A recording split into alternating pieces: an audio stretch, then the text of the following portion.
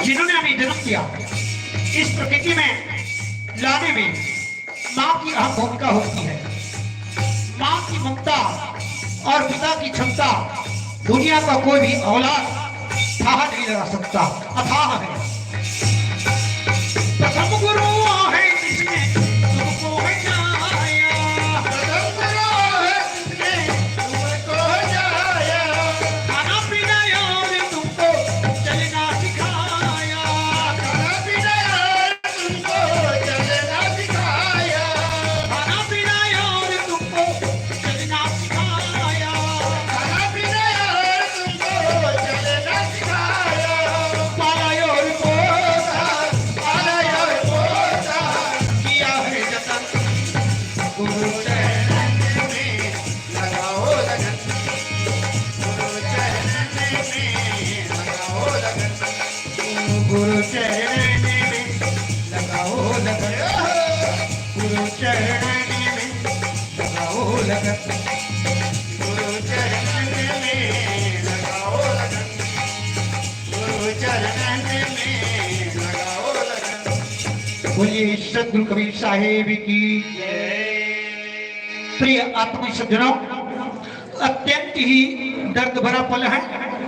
मेरे पूज्यपाल प्रातः स्मरणीय प्रातः वंदनीय सद्गुरु श्री विश्राम साहिब जी सदा के लिए विश्राम हो गए हैं। आज उनकी पार्थिव काया की अंतिम कार्यक्रम है, जिसे श्रद्धांजलि के रूप में कहा जाता है। सभी सज्जन आत्मीजन, जितने भी सज्जन आएंगे, हम सभी सामूहिक याचना करेंगे और उनके जीव को परम धाम तक पहुंचाने में हम सबकी याचना, हम सबकी याचना यहाँ सर्वसम्मति से सर्वश्रेष्ठ रहेगी। प्रार्थना सबकी वंदना यहाँ शिरधार्य होगी। प्रिय सज्जनों, यह कार्यक्रम, आज के कार्यक्रम किसी प्रकार वाद प्रतिवाद का मंच नहीं है, या किसी कथा में या किसी शब्द पर बात में द्वंद्व पैदा नहीं होगी। दूसरा, यह भाषण प्रवचन का मंच नहीं है, ये सिर्फ हमारे पिताजी श्री श्याम साहू जी को खोने का या सिर्फ एक शोक सभा है। तीसरा, यहाँ किसी प्रकार खुशियों की ताली नहीं बजेगी, क्योंकि हमने उस पिता को खोया है जिसने इस संसार में हमें लाया है, विधाता है, ब्रह्म है। पिता पिता किसे कहते हैं? पिता वो महान हस्ती होती है, पिता वो अथाह सागर होता है जो पुत्र पुत्री बहू नाती पत्नी पूरे सकल परिवार की सारी अवगुण को जानता है और जान करके भी पीता और पी करके भी जीता है। उस परम पद को पिता कहते हैं। स्वर्गीय पिता विश्राम साहू की प्रिय सज्जनों, आज 16 अगस्त हमारे देश की स्वतंत्रता का यह द्वितीय सोपान है, द्वितीय दिन है। 78वां वर्षगांठ के रूप में हम सभी ने मनाए हैं। बड़े भावपूर्वक सभी सज्जन बड़े ही भावपूर्वक पूज्य पिताजी के स्वरूप को देखिए। पूज्य पिताजी की प्रतिमा यहाँ है, ये प्रतिमा को बहुत भावपूर्वक देखिए। पिताजी के कान बड़े हैं, जिनके कान बड़े होते हैं, जिनके कान बड़े होते हैं, वो बड़े काम के होते हैं। गोकर्ण का कान बड़ा था, इसलिए धूतकारी को उन्होंने भाव से पार लगा दिया। पिताजी के कान बड़े, जिसके कान बड़े वो बड़े काम के होते हैं। इसलिए आइए, पिताजी हमें क्या संदेश दे रहे हैं, सद्गुरु कबीर साहिब हमें क्या संदेश देते हैं। महात्मा गांधी के कान बड़े थे, इसलिए वे महान व्यक्ति थे। पूज्य पिताजी श्री विश्राम साहू के कान बड़े हैं, ये महान व्यक्ति थे, साधारण नहीं। अजान इस देश में महान हमारे देश के राष्ट्रपिता हुए महात्मा गांधी, वे अजानुबाहु थे। अजानुबाहु किसे कहते हैं? जिसका उंगली माटी तक के जाते हैं, हाथ लंबी होती है, इसे अजानुबाहु कहते हैं। महात्मा गांधी अजानुबाहु थे। बोल महात्मा गांधी भगवान की। आइए ऐसे सज्जनों के सम्मान में देश की रक्षा करते करते हमारे देश के कुछ वीर जवान पिताजी जिस दिन गए उस दिन शहीद हो गए। इन सबके सम्मान में एक राष्ट्रीय गीत यहाँ पर प्रस्तुति की जा रही है। भारत माता की सारे जहां से अच्छा हिंदुस्तान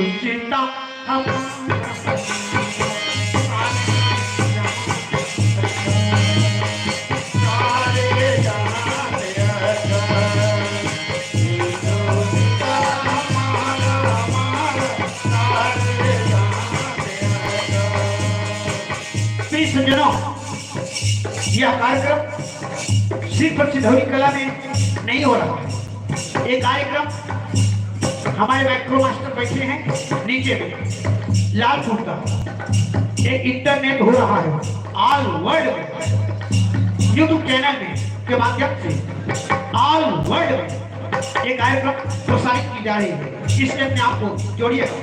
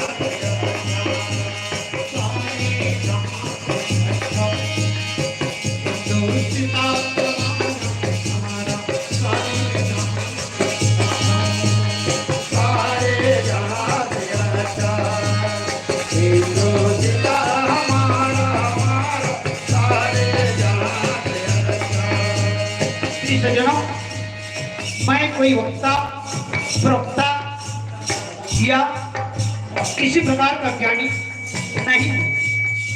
निरंतर बोलते रहने से वाणी में, कथा में अवश्य त्रुटि होगी। आप सभी सजे हुए हैं, मैं यह तक लेकर उलझा हूँ, फिर भी आप सबके आशीर्वाद से इस व्यासपीठ पर आप सबने आशीर्वाद किया है। प्रिय सज्जनों, मेरी वाणी अगर त्रुटि होगी और निश्चित होगी, सड़क चाहे कितने अच्छे हो, सड़क चाहे कितने अच्छे हो, धूल हो ही जाती है। इंसान कितने अच्छे हो, धूल हो ही जाती है, धूल हो ही जाती है। इसलिए भूले हुए शब्दों को संवारने की महान पकड़ेंगे।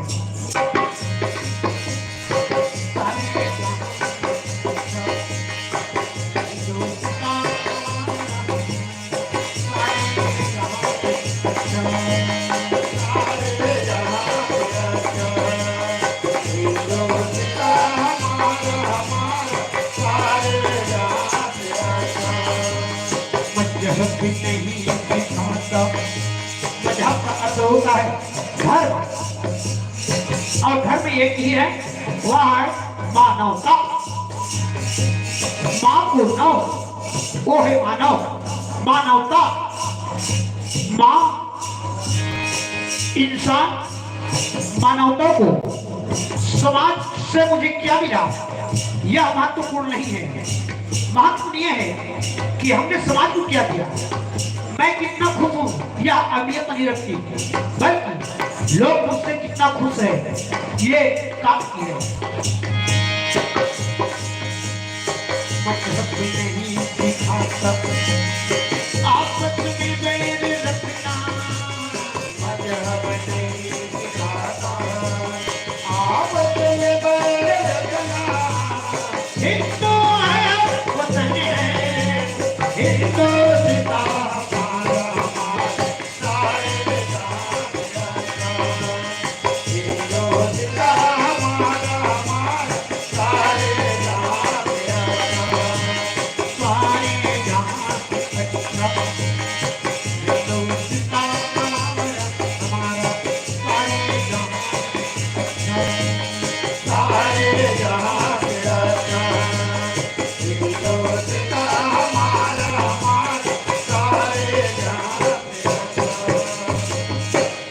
सतगुरु कबीर साहेब की।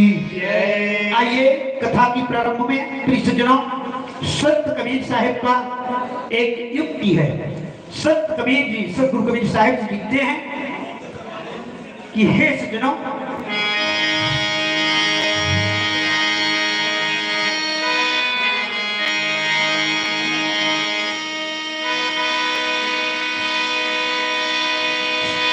संगत जो संगत साधु की, कबीरा संगत साधु की, संत कबीर लिखते हैं विजय में, कबीरा संगत साधु की जो गंधी के बास, गंदी कछु नहीं देह सके, फिर भी वास सुवास। इस क्यों से हमें क्या शिक्षा मिलती है?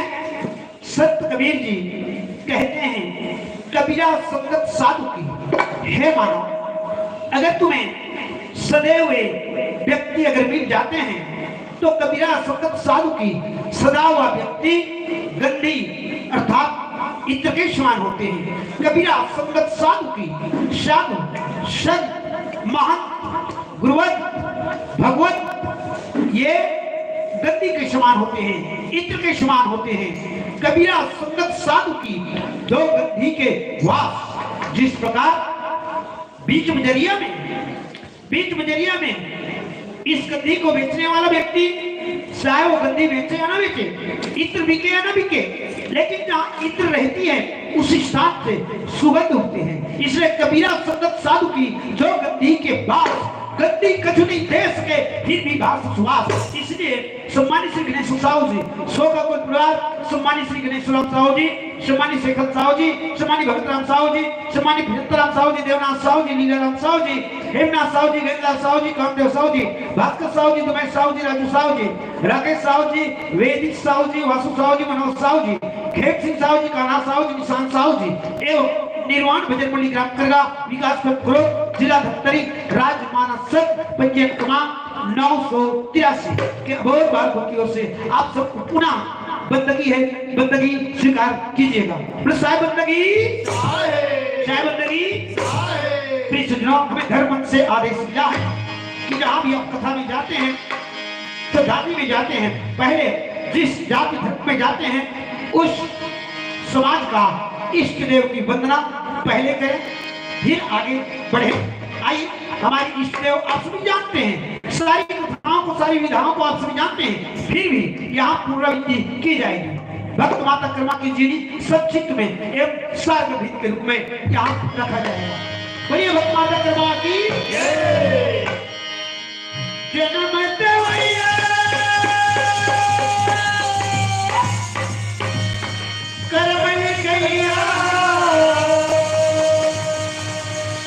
सब भक्तन के सुख दाता, जय जय हो भक्त कर्मा माता जय हो ये जन्म भैया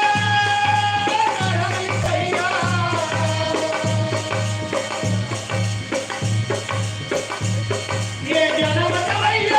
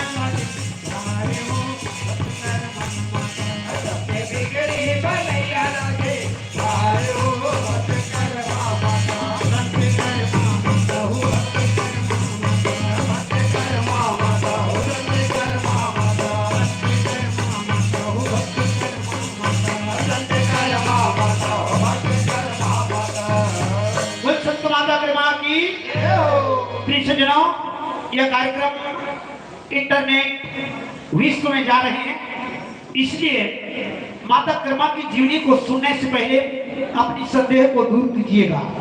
ये फोटो देख रहे हैं, ये मोबाइल के द्वारा यूट्यूब चैनल में इंटरनेट हो रही है। ये फोटो असाधारण है। नमन कवि की अपनी हृदय से। ये 8 साल का बालक है, श्री शाश्वत जी भार्गव। इसका जन्म स्थान खेरेदा, जिला गुना, मध्य प्रदेश। ये 8 साल का बालक 4 वेद, 18 पुराण, 6 शास्त्र, 9 व्याकरण, 108 उपनिषद का एवं संसार के सारी साहित्यों का ये समुच्चय है। 8 साल का बालक श्रीमद् भागवत कथा मुखाग्र कहते हैं, भजन भी करते हैं। यह बालक स्वयं इस चंदन के समान है। ऑल वर्ल्ड में इसके लिए लिखा गया है, विश्व में सबसे कम उम्र का राम कथाकार श्री शाश्वत जी भार्गव। वो शाश्वत जी भार्गव की जय। प्रिय सज्जनों, माता कर्मा की जीवनी सुनने से पहले अपनी संदेह को दूर कीजिएगा। सुनकर सुना हो अचरज न मानिए। भगवान श्री जी ने माता सती को कहे कि ये सती, मैं राम जी का कथा कह रहा हूँ, इस कथा को आप संदेह मत करना। इसके जस्ट नीचे ये एक फोटो है। ये अभी ये 2 महीने के फोटो है। ये बालक 8 साल का है। ये बालक 8 साल का उम्र का मुंबई में अवतार हुए हैं। ये बालक जिसका नाम है पूर्वांश, 8 साल के पूर्वांश, जिसको फ्लोरिडा यूनिवर्सिटी अमेरिका में इसको डॉक्टरेट डिलीट की उपाधि मिला है। 8 साल का बालक है। आप पढ़ने के सज्जन हैं, डिलीट क्या होती है आप जानते हैं। प्रिय सज्जनों, ये बालक बंबई में वैदिक गणित का ये विद्वान और 8 साल का है। टेबल में खड़े होकर विद्वानों को ये विश्वविद्यालय में विद्वान होते हैं, वे छात्र के रूप में वैदिक गणित उनको पढ़ाते हैं और कोडिंग में मास्टर है, शॉर्ट हैंड राइट में ये मास्टर है। विश्व का, भारत देश का 50 रिकॉर्ड तोड़ चुका है और फ्लोरिडा में इसे डिलीट का उपाधि मिला है और ये बालक आज इसका उम्र सिर्फ 8 साल का है। इसलिए माता कर्मा की जीवनी को आप लोग कभी भी संदेह नहीं करना। आइए हमारी माँ भक्त माता कर्मा 3 साल के लड़का दाई मंदिर में कहीं आए दाई मंदिर में कहीं आए हो मंदिर में कहीं आए 3 साल के लड़का दाई मंदिर में कहीं आए हो मंदिर में कहीं आए हो मंदिर में कहीं आए। सिर्फ 3 साल की हमारी माँ इष्टदेव संत माता कर्मा पिताजी पूज्य पिताजी रामसार साहू जी के साथ उंगली पकड़ करके तालाब में जाते हैं और जाकर के वहां मंदिर है वहां चढ़ने की प्रयास करते हैं। 3 साल के लड़का दाई मंदिर में कहीं आए हो मंदिर में कहीं आए हो मंदिर में कहीं आए 3 साल के लड़का दाई मंदिर में कहीं आए हो मंदिर में कहीं आए हो मंदिर में कहीं आए। मंदिर का हैया के भेदला बताए दाई भेदला बताए हो भेदला बताए मंदिर का भैया के भेदला बताए दाई भेदला बताए हो भेदला बताए। ये मंदिर का हैया के भेदला बताए दाई भेदला बताए हो भेदला बताए मंदिर का भैया के भेदला बताए दाई भेदला बताए हो भेदला बताए। ये मंदिर जाएंगे अधिकारी हो ये मंदिर जाएंगे अधिकारी हो भक्त कर्मा माता। ये मंदिर जाएंगे अधिकारी हो ये मंदिर जाएंगे अधिकारी हो भक्त कर्मा माता। हो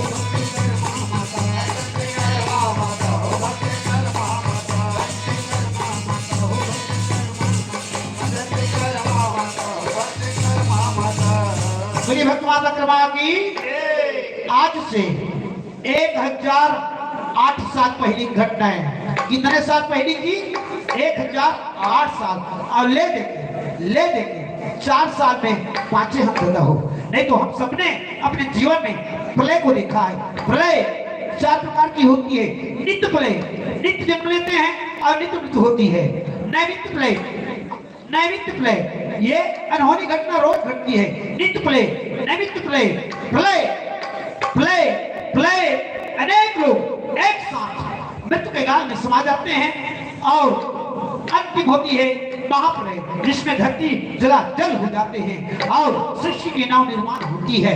प्रिय सज्जनों आज से 1008 साल पहले झांसी नगरी में रामसार जी साहू के घर में एक कन्या सुंदर स्वरूप और श्री कृष्ण के नाम को लेते हुए वे इस पृथ्वी में धरती माँ में आकर के बैठ गई। वो भक्त माता कर्मा की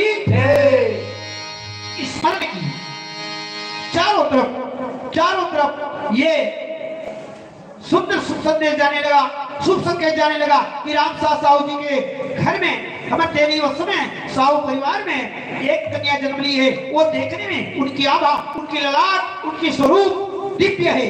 जो देखते हैं राधा रमण के समान है, जो देखते हैं वो देखते ही रह जाते हैं। सुंदर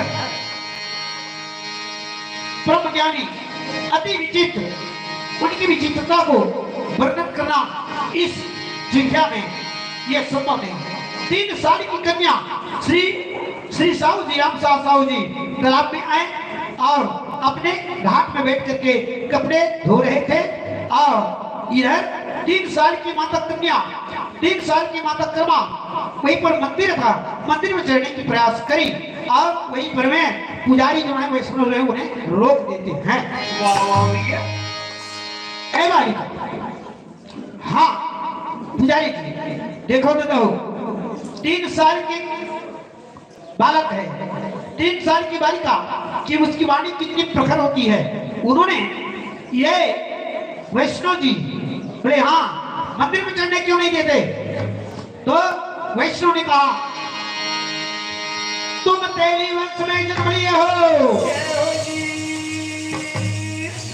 और तुम हम वैष्णव हैं ब्राह्मण हैं, तो क्या तेली वंश और ब्राह्मण में भेद है। क्या भेद है? ये वैष्णव जी इस संसार में मनके मनके एक समान सब व्यक्ति मन के एक समान। संत सम्राट संत कुंवर संत श्री गुरु घासीदास जी ने जो इस संसार में संदेश दिया उससे 700 साल पहले हमारी मां खम्मा ने दे दी थी। वाह वाह भैया तो हम क्या हैं? तुम शूद्र हो, तुम कौन हो? ब्राह्मण है। अच्छा, इसकी भेद बता सकते हो? ये कन्या तुम बड़े जिद्दी हो, हठीली हो। अरे महाराज सुन, जो समाज में सब रास्ता एकता सहिष्णुता की बर्ताव करते हैं, जय होई नर नारी एक समान, मिनके एक समान, क्या व्यक्ति में भेद नहीं है? जिसके मुख में राष्ट्र को बांधने की संदेशा है वह व्यक्ति महान होती है। तुम्हारे वाणी में अलगाव है। ब्राह्मण क्षत्रिय वैश्य शूद्र, ए पुजारी सुनिए, ये पैर शूद्र है, ये सेवा करने के लिए मिली है। श्री साहू परिवार आप सभी अतिथि सज्जनों की सेवा करने के लिए चल करके आपको पानी पिला रहे हैं। आपको अपनी व्यवस्था के अनुरूप वे आपको सबको सेवा दे रहे हैं। तो प्रिय सज्जनों, पैर का काम है, ये शूद्र है। पेट वैश्य है, पेट के लिए कमाना पड़ता है, मेहनत करनी पड़ती है। ये भुजा ये क्षत्रिय है, देश के लिए आन बान शान के लिए जीना और मरना सीखता है, मेहनत करना सीखता है। इसलिए ऐ वैष्णव सुन, और तुम अपने को वैष्णव कहते हो, ब्रह्म जाने सो ब्राह्मणा, आप में समता ममता करुणा दया नहीं है, इसलिए आप ब्राह्मण नहीं हो सकते। ये ब्राह्मण सुन, इस मंदिर को किसने बनाया? वाह वाह भैया देखो तो देखो, 3 साल की कन्या है और उनकी वाणी कितनी ओजस्वी रही होगी। वो पूछते हैं ये मंदिर किसने बनाया? तो उस वैष्णव ने कहा ये मंदिर हमने बनवाया। मैं बनवाने की बात नहीं करती, बनाने की बात करती हूँ। वाह वाह भैया राम साहू जी स्नान करते हुए देखते हैं जय होई कि मेरी बेटी कर्मा किसी से ब्राह्मण से उलझ रहे हैं, इसलिए वे ताप के पार में आ जाते हैं और वाणी को सुनते हैं। ऐ वैष्णव, ये मंदिर क्यों किसने बनाया? वाह वाह भैया ये मंदिर हमने बनवाया। मैं बनवाने की बात नहीं करती, बनाने की बात करती हूँ। ये मंदिर को बनाने वाला मेरे पिताजी राम साहू जी ये कारीगर है। मेरी माँ ने चूने की गारंट हुई, उस दिन छुआ नहीं करता। जय हो राम साहू जी दांतों तले उंगली दबा लेते हैं। क्या इस मंदिर का निर्माण मैंने किया है, लेकिन मैंने आज तक इस व्यक्ति को व्यक्त ही नहीं किया है, मैंने कभी बताया भी नहीं है। तो ये जाना तो जाना कैसे? वाह वाह भैया उस दिन से श्री राम साहू जी जय होई उसे परमात्मा की प्रसादी आदि शक्ति के स्वरूप में ये मेरी बेटी बनकर आई है। ये साधारण कन्या नहीं है, इसलिए ये कोई देवी है। देवी इष्ट देवी मान करके उनकी लालन पालन करने लगी। श्याम रामचंद्र की जय जिस भजन में राम का नाम न हो, जिस भजन में राम का नाम न हो, उस भजन को गाना चाहिए। भजन मेरा का नाम ना हो उस भजन को गाना चाहिए। जिस भजन मेरा का नाम ना हो उस भजन को गाना चाहिए। जिस भजन में राम का नाम न हो, उस भजन को गाना चाहिए। जिस भजन में राम का नाम ना हो उस भजन को गाना चाहिए। जिस भजन में राम का नाम न हो, उस भजन को गाना चाहिए। भजन में राम का नाम ना हो उस भजन को गाना चाहिए। जिस भजन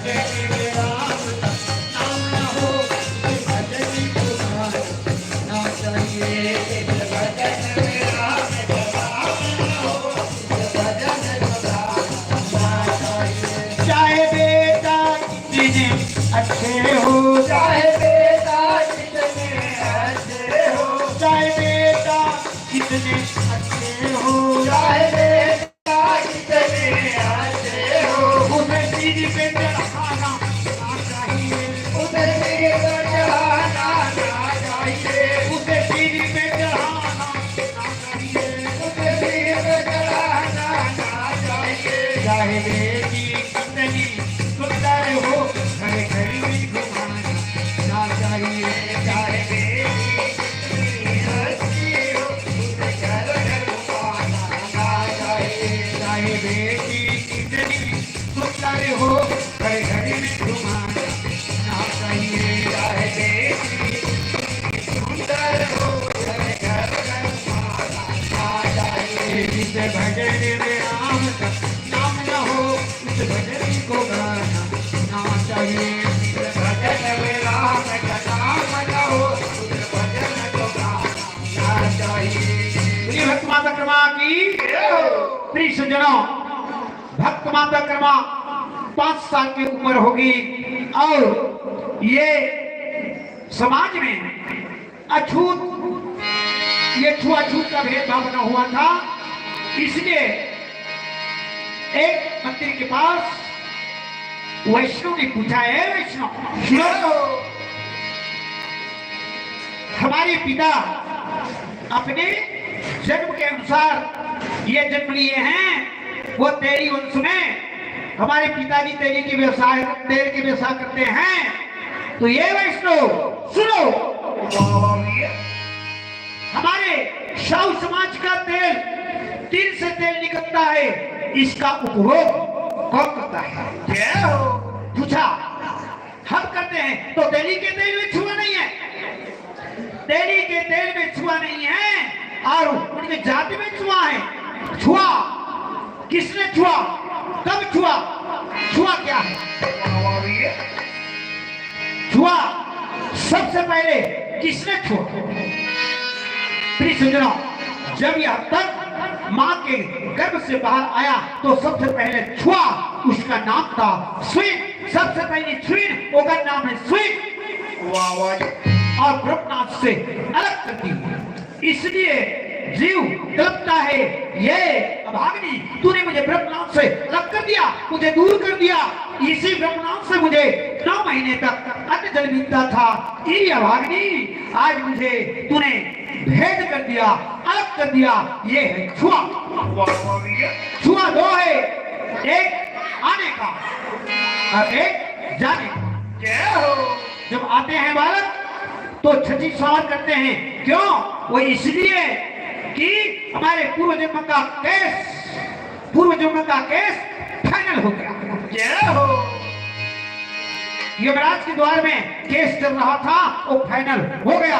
उसके सम्मान में छठी सावर की केस उतार दी जाती है।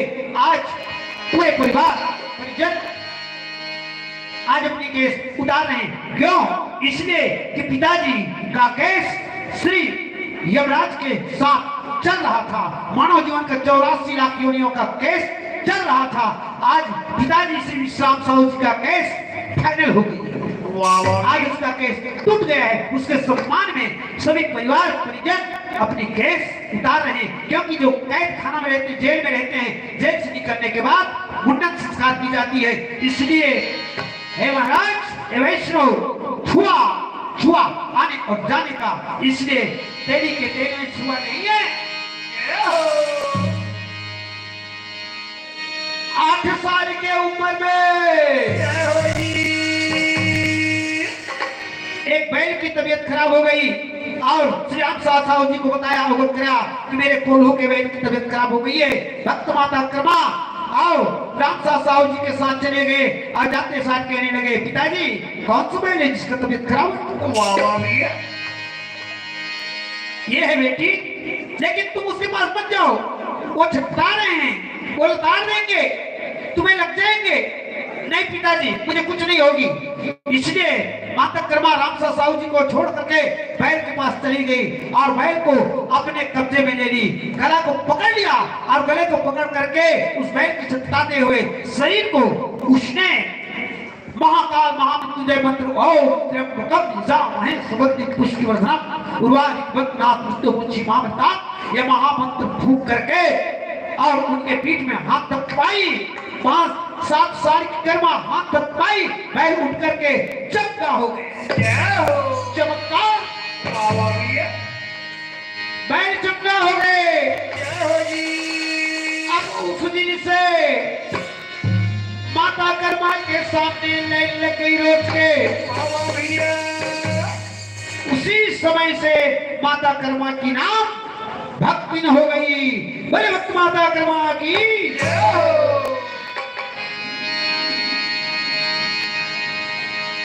तय भजन कर ले साहेब। सुत कबीर का भजन है निर्गुण। तय भजन कर ले साहेब नहीं है ना ठिकाना ये मानस करते। तय भजन कर ले साहेब नहीं है ना ठिकाना ये मानस करते। तय भजन कर ले साहेब नहीं है ना ठिकाना ये मानस करते। तय भजन कर ले साहेब नहीं है ना ठिकाना ये मानस करते। तय भजन कर ले साहेब नहीं है ना ठिकाना ये मानस करते। तय भजन कर ले साहेब नहीं है ना ठिकाना ये मानस करते। तय भजन कर ले साहेब नहीं है ना ठिकाना ये मानस करते। कोई भी ना कभी नहीं गया।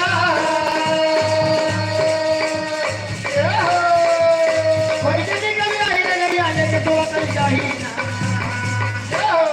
इसलिए टाइम मनाने कर ले साहेब। बोलिए सदगुरु कबीर साहिब की टाइम मनाने कर ले साहेब नहीं है ना ठिकाना ये मानस करते। टाइम भजन कर ले साहेब नहीं है ना ठिकाना ये मानस करते। टाइम भजन कर ले साहेब नहीं है ना ठिकाना ये मानस करते। टाइम भजन कर ले साहेब नहीं है ना ठिकाना ये मानस करते।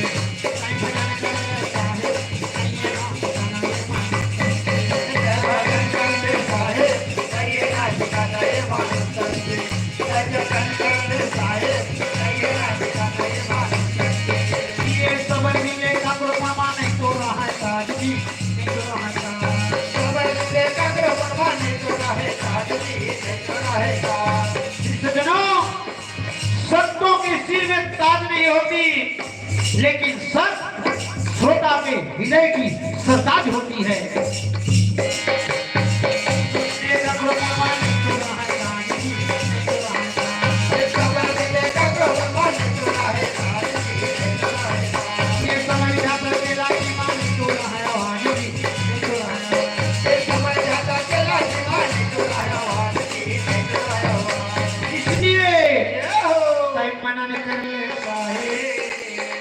भजन कर ले साहेब। भजन भजन का अर्थ क्या है?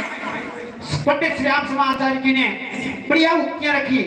आदत बुरी सुधार लो बस हो गया मन की तरंग मार लो बस हो गया भजन। और कवि लिखते हैं भजन भजन का अर्थ है भजना। भजना किसको? ये जीव ब्रह्म से आए हैं, ईश्वर का अंश है, इसलिए जीव के साथ 3 एग्रीमेंट है, 3 समझौता। पहला, ये जीव हाँ देव मैं तुमको नर्तक दे रहा हूं, उत्तम दे। 2 देव दुर्लभ है, ये उत्तम देव मैं दे रहा हूं, इसको इस तन को तू अपना मत समझना, ये शरीर रूपी मकान को किराए पे जानना। पहला एग्रीमेंट। ये शरीर किराए के मकान, ठीक। दूसरा, इस किराए के मकान रूपी शरीर का तुमको किराए पर करना है, वो भी नित्य दिन। और वह किराया क्या होगा? मात्र भजन। भजना किसको? जिसने सूरज चांद बनाया, जिसने तारों को चमकाया, जिसने फूलों को महकाया, जिसने चिड़ियों को चहकाया, हम उसे ईश्वर के गुण गाए, उन्हें प्रेम कर शीश झुकाए। उस ब्रह्म स्वरूपा इस सृष्टि भगवान क्या है? भावने भूमि गावने गगन, वा मने वायु, वा में हलंत है, वा में आ है, आ मने अग्नि, ना मने नीर। ये 5 तत्व का मिलन ही भगवान है, यही ही ईश्वर है।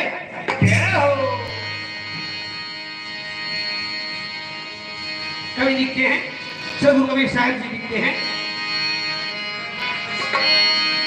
सोना जाने रुपया पैसा ये बढ़ता है सकेले साहब, बढ़ता है सकेले।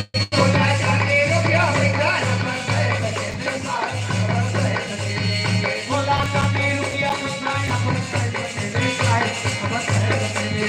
सोना चांदी रुपया पैसा बढ़ता है सकेले साहब, बढ़ता है सकेले। एक कैसे लेके सब लफड़ा नहीं तो रहा है जेब साहब, नहीं तो रहा है जेब।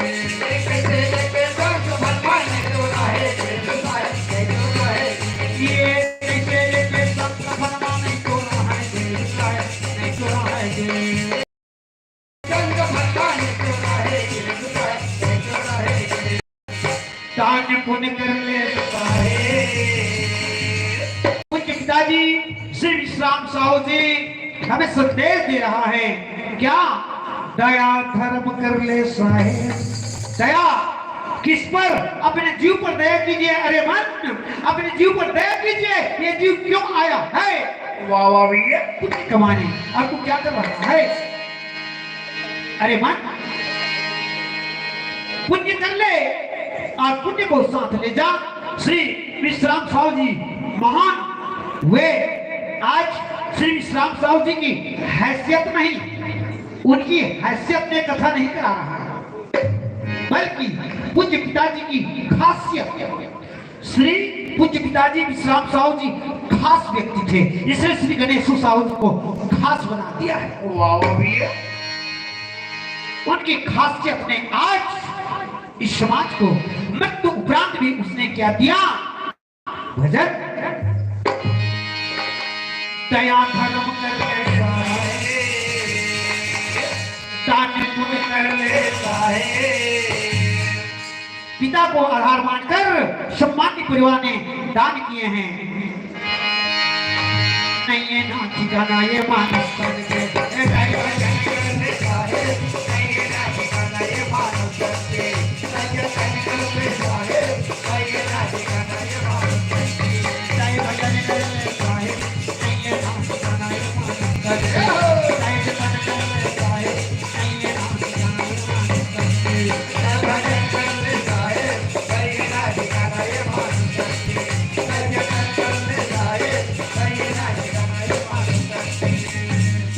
सदगुरु कबीर साहेब की भक्त माता कर्मा 10 साल के उम्र में एक चमत्कार करी, वो है गुरुकुल। वहां देखा कि गुरुकुल में गुरुदेव जी हैं, वो सिर्फ बालकों को पढ़ाते थे। ये गुरुकुल में जाकर के उन्होंने प्रणाम करी, हे गुरुदेव। बोले बेटी तू यहाँ से चली जा। बोले क्यों? यहाँ नरहरपुर का राजा की राज है और यहाँ आप लड़के लड़के को क्यों पढ़ाते हुए? लड़कियां क्यों नहीं पढ़ती? तो उन्होंने कहा बेटी लड़की को पढ़ने के लिए यहाँ अधिकार नहीं है।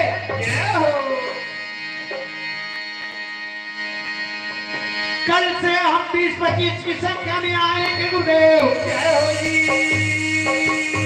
आपसे निवेदन है हमें शिक्षा देंगे। नर नारी एक समान। नारी शिक्षा के लिए हमारे देश में 1827 को महान क्रांतिकारी महान सज्जन हुए, वो भी पटेल महाराज समाज से।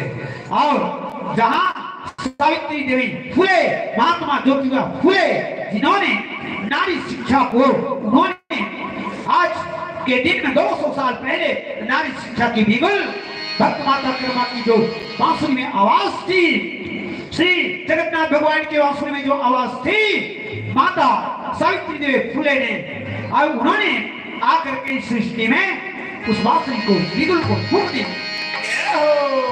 नारी शिक्षा की प्राथमिकता के लिए बम्बई पुणे शहर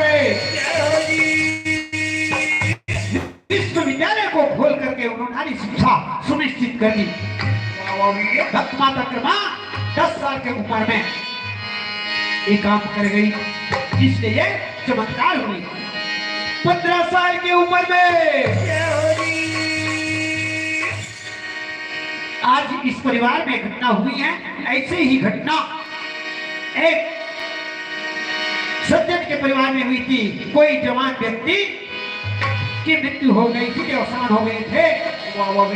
इसलिए उनकी पत्नी जो नौजवान युवती थी, 4 जवान खींचते खींचते उसको सीता की ओर ले जा रहे हैं। भक्त माता कर्मा ने देखी, ऐ नराधमो, ऐ कर्मा, तू चली जा, यहां से चली जा। बोले क्यों? वो इसलिए कि मृतक नौजवान है और ये युवती नौजवान है, इसलिए अगर ये जीवित रहेगी तो समाज को ये दूषित करेगी। क्या कहते हो? समाज को दूषित करेगी। अरे अधर्मियों, माताएं समाज को दूषित नहीं करती। माता तो माता है, जननी जन्मभूत स्वर्गाधिपति गरीयसी। माता और मातृभूमि सबसे महान होती है। नराधमों, इस नौजवान युवती को खींच रहे हो तुम। माता कर्मा गई, कर्मा तुम छोड़ दो, चले जाओ। जैसे ही मां कर्मा ने उस नवयुवती को हाथ भर लगाई तो चारों नौजवान धड़ाम से गिर गए और अचेत हो गए। जब होश आया तो पूछा गया, क्यों भाई, तुम तो इतने 4 नौजवान हट्टे कट्टे हो, तुम लोग खींच रहे थे और कर्मा एक थे अकेली, वो भी 15 साल की, तो उसके पकड़ने से क्या हुआ? अरे मत बोलो भैया, मत बोलो, वो तो बिजली की 440 वोल्ट की लावा है। जैसे ही कर्मा ने उस युवती को पकड़ी, हमें भयंकर बिजली का झटका पड़ा और हम अचेत हो गए। धन्य है कि हम बच गए, नहीं तो मौत को हमने देख रहा था। माता कर्मा ये नारी नहीं है, कोई देवी है। और उन्होंने बिगुल फूंक दी माता कर्मा ने, क्या कि आज से किसी भी नारी को जीवित नहीं जलाए जाएंगे। आगे चल करके इस प्रथा को राजा राम मोहन राय ने अपनी मां को 5 साल की उम्र में जलती हुई देखी और देख करके उन्हें संकल्प लिया, अगर मैं जीवन में कोई शासक बना तो ये जो नारियों को जलाए जाते हैं, ये इस अपराध को मैं रोकूंगा। आगे चल करके 5 साल का जो बालक है वही राजा राम मोहन राय हुआ। तो राजा राम मोहन राय की सज्जनों, जो अपनी परिश्रम की कमाई का शास्त्र के अनुसार भगवान कपिल मुनि ने संदेश दिया है कि ये जीव आज के दिन 53 हो, 55 हो, 57 हो, 10 हो, आज के दिन को 13वीं कहते हैं। और आज के दिन 13वीं के दिन ये जीव कहां कहां क्या क्या कर्म कर रहे हैं। मेरे संतान, मेरे परिजन कहां कहां क्या क्या कर्म कर रहे हैं। मेरे पुत्रों ने मेरे लिए भजन कीर्तन की व्यवस्था की है, और कौन आया है और कौन क्या क्या कर रहा है। वो देव है, देवाधिदेव महादेव है, वो महामृत्युंजय महाकाल है, वो देख रहे हैं, सर्वस्व है, वो सर्वव्याप्त है। सज्जनों, पूज्य पिताजी के सम्मान में शोक परिवार के द्वारा 351 रुपया गौरी गणेश में आपने अर्पण किया, और इसमें भाव छुपा है 2 गज कफन। जाएगा जब यहाँ से, यह दान किस हेतु, किस प्रयोजन के लिए हुआ है? जाएगा जब यहाँ से कोई न साथ होगा, जाएगा जब यहाँ से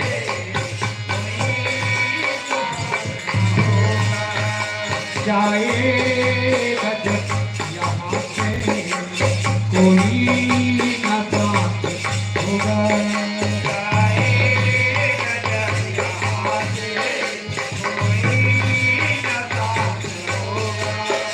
तो गज कपट का टुकड़ा, तो गज कपट का टुकड़ा, तो गज कपट का टुकड़ा तेरा दीवार होगा। सम्मानित शाहू परिवार, आपने जो दान किया है 2 गज कपट, हे पिताजी आज आपकी पारी है, कल मैं नहीं रहूंगा तो मेरे लिए भी ये व्यवस्था कर देना। 2 गज कपट धरती में और 2 गज कपट अर्थ में आपने दान किया, उसमें भाव है 101 रुपया। हरिओम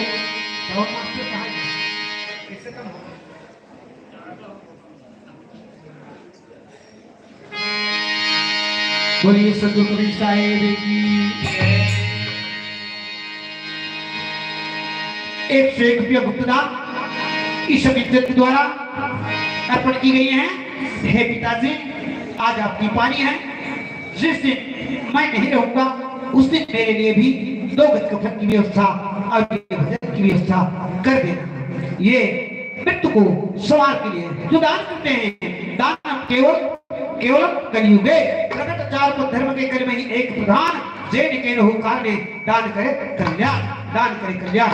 101 रुपया आदरणीय करीब है श्रीमती अमेरिका शेखर साहू जी के द्वारा 101 रुपया, 101 रुपया सोना भगत साहू जी के द्वारा, 101 रुपया शांति गणेश साहू के द्वारा, 21 रुपया भुगतान, 101 रुपया भुगतान 51 रुपया झामी साहू के द्वारा, 21 रुपया दुलारी साहू, 21 रुपया भुगतान, 21 रुपया भुगतान, 21 रुपया भुगतान, 11 रुपया भुगतान, 11 रुपया भुगतान, 11 रुपया भुगतान, 21 रुपया भुगतान, 51 रुपया भुगतान, 101 रुपया स्वर्गीय नरेश साहू जी की स्मृति में दुलारी बाई साहू के द्वारा, 11 रुपया बिलसिया साहू जी, 11 रुपया भुगतान, 11 रुपया भुगतान, 101 रुपया मोनिका एवं गैतराज साहू जी के द्वारा सादर समर्पित किए हैं। थोड़ी जीवन भक्ति की जय, दोस्तों परिवार की जय। आपने दान करके अपने अंतिम समय संसार का सत्य है मौत मृत्यु, इसलिए आपने अंतिम समय को संवार लिए हैं। जय हो गोटिया, जय हो माया, जय हो गोटिया, जय हो गोटिया, जय हो माया, जय हो गोटिया, जय हो गोटिया, जय हो माया, जय हो गोटिया, जय हो माया,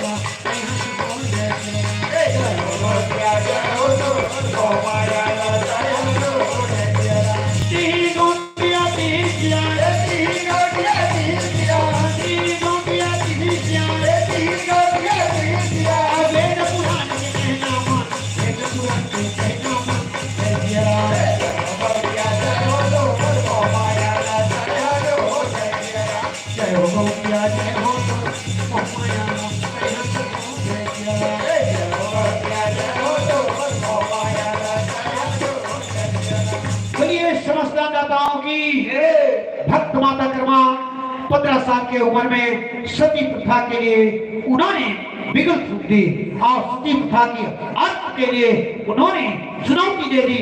नरहरपुर के राजा को ये संदेश जाते हैं। 17 साल की उम्र में अकाल पड़ा। एक व्यापारी के गोदाम में बहुत सारे अन्न थे, उन्हें पता चली। माता कर्मा जी जाती है, जाकर के विनय करती है, ऐसी वाणी बोलिए मन की आपा खोए और को शीतल करे आप शीतल होए। उस व्यापारी को ऐसा वाणी माता कर्मा ने बोली कि हे व्यापारी सुनो, आपके गोदाम में बहुत सारे अन्न है तो पूत सपूत तो का है धन संचय, अपूत कपूत तो का है धन संचय। आप किसके लिए संचय करके रखे हैं? कोई व्यक्ति विषम परिस्थिति में ये काम आएंगे। विषम परिस्थिति में संपत्ति काम नहीं आएगा पिताजी, विषम परिस्थिति में काम आएगा आपका संतान। वाह वाह पूत सपूत तो का है धन संचय। अगर बेटा सपूत है तो किसके लिए तू धन सकेता है, उसके लिए तू धन को इकट्ठा करते हैं। अपूत कपी को धोखा है धन संचय। बेटा दुराचारी है, कुमारी है तो किसके लिए तू इकट्ठा किया है? इसलिए है सेठ जी, अपने अन्न के लिए हमारे गांव के लोग, अब गांव के लोग तरस रहे हैं और दुखित हैं और भयंकर अकाल पड़ा है, इसलिए आप मृदुवाणी बोल करके माता कर्मा ओजस्वीवाणी ने उनके मन को मोह लिया और सब भूखे प्यासे लोगों को, गरीबों को दान कर दिया। बोल समस्त दाताओं की उन्होंने दान कर दिया और दान करके प्रेरणा दे दिया। सज्जनों, 18 साल की उम्र में शादी हो गई, वो भी ससुराल गई नरहरपुर, जहाँ नरहरपुर के राजा का शासन चल रहा था। जिधर देखो कर्मा की चर्चा होती थी, कर्मा कर्मा कर्मा, चारों तरफ माता कर्मा की गुणगान हो रहे थे। इसलिए 2 साल के समय में माता कर्मा मां बन गई, मां, और मां बन करके जीवन यापन कर रही थी। राजा नरहरपुर के राजा ने एक षड्यंत्र रचा। क्या? हाथी को खुजली रोग हो गया है, तेरी तरिया में आदेश फरमा दिया हमारे साहू समाज के लिए, हमारे अपमान करने के लिए। जितने साहू समाज के लोग हैं तेरी वंश में, सब तेरी तरिया में अपना तेल को डाले, और हाथी पागल हो गया है, खुजली रोग हो गया है, वहां स्नान करेंगे तो दूर होगी।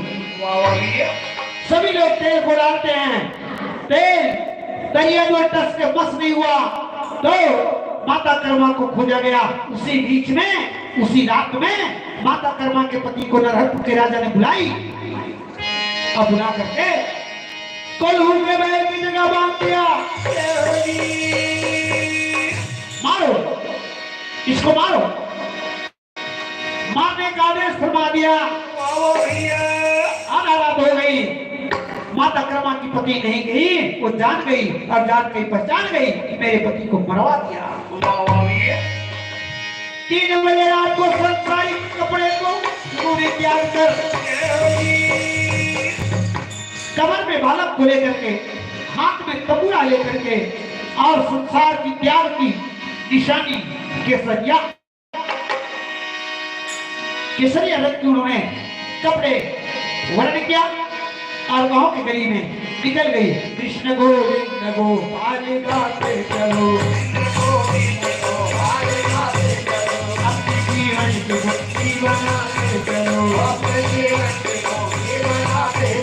कृष्ण गोविंद गोपाल गाते चलो, कृष्ण गोविंद गोपाल गाते चलो, कृष्ण गोविंद गोपाल गाते चलो, कृष्ण गोविंद गोपाल गाते चलो, अपने जीवन की भक्ति बनाते चलो, अपने जीवन की भक्ति बनाते चलो, अपने जीवन की भक्ति बनाते चलो, अपने जीवन की भक्ति बनाते चलो, कृष्ण गोविंद गोपाल गाते चलो, कृष्ण गोविंद गोपाल गाते चलो, अपने जीवन की भक्ति बनाते चलो, अपने जीवन की भक्ति बनाते चलो। लोग कहते हैं भगवान को भाते नहीं, लोग कहते हैं भगवान को भाते नहीं, सभी की तरफ भक्ति लाते नहीं, सबरे की तरह भक्ति लाते नहीं, कृष्ण गोविंद गोपाल गाते चलो, कृष्ण गोविंद गोपाल गाते चलो। सुनो, मेरे पति को नरहरपुर के राजा ने मरवा दिया। फिर कैसे? उन्होंने आदेश फरमा दिया था, बुला करके आधा रात तक नहीं आई, मेरे पति को मरवा दिया। इसलिए जागो, चेतो, समाज को इकट्ठा हो। हमारी साहू समाज की आत्माएं, उधर देखा साहू समाज में बहुत बड़ा भला आया है। क्या? तेरी तालाब में तेल को भरना है, हाथी वहां स्नान करेगी, तब उसके ये षड्यंत्र का शिकार हमारे साहू समाज हो रहे थे। तो सबने डाला, अंत में याद किया कि माता कर्मा नहीं आई है, उसको लाओ। एक तिराहे में माता कर्मा उदास बैठी थी। हे माँ कर्मा, कहो सज्जन, आइए, साहू समाज में विपत आई है, इस विपत्ति को हरण कीजिएगा।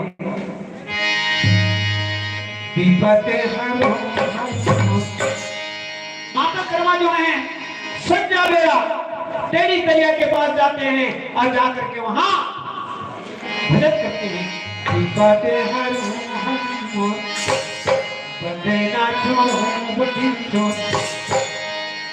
तुम्हारे जोड़ के हरी कोनो नहीं तुम्हारे जोड़ के हरी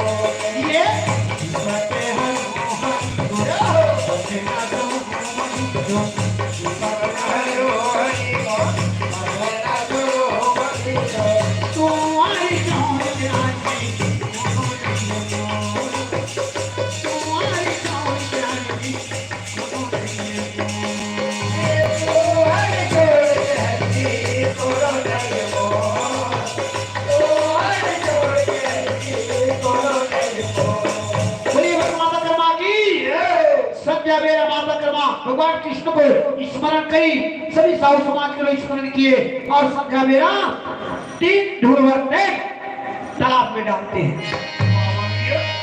संध्या बेरा तेरी कन्या तेरे पे डालेगा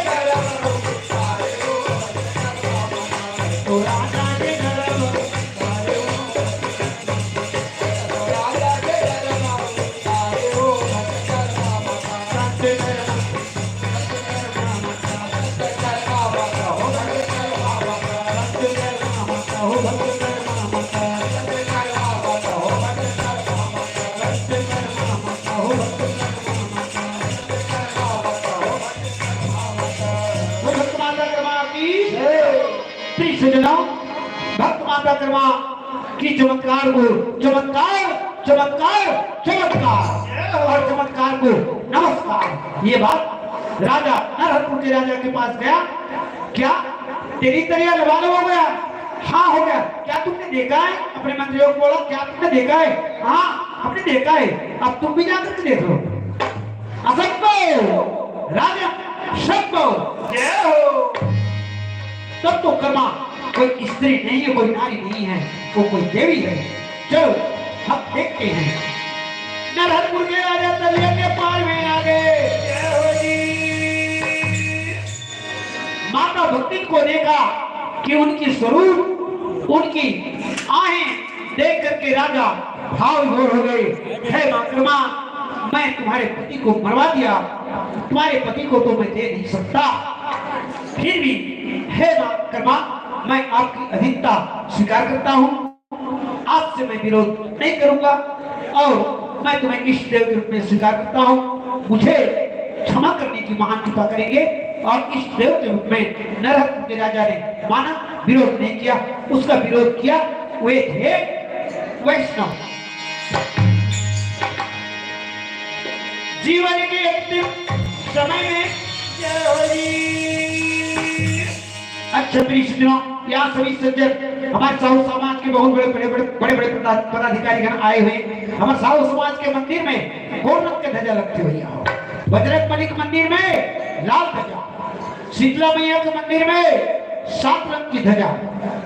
तो हमारे मंदिर में, हमारे कर्मा माता के मंदिर में कौन रंग के ध्वजा लगते? केसरिया बाना वाली ताइयो, केसरिया रंग की। ये हमारे देश की संविधान, देश की तिरंगा, हरा सफेद केसरिया प्यारा, ये त्याग की निशानी है। माता कर्मा त्याग की निशानी है। इसलिए हमारे हिंदू राष्ट्र में, हिंदू धर्म में माता कर्मा को स्थान किया। क्या? केसरिया बाना वाली ताइयो, चीन के हमें होगी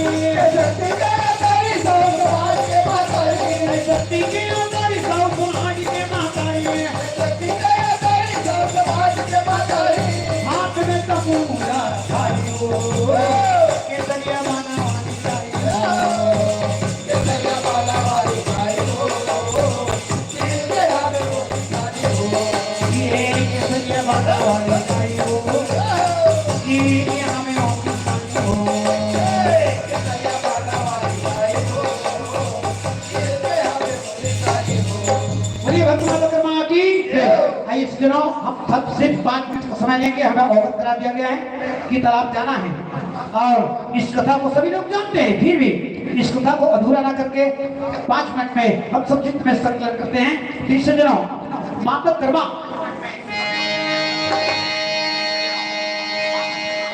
के मंदिर में केसरिया रंग की बाना लगती है, ध्वजा इसमें चीन की निशानी है। चीन की निशानी क्यों? हमारे महान महान कृतज्ञ लोगों ने, महान ज्ञानियों ने, साहू समाज के महान नेताओं ने, उन्होंने जटायु को स्थान दिया। क्यों?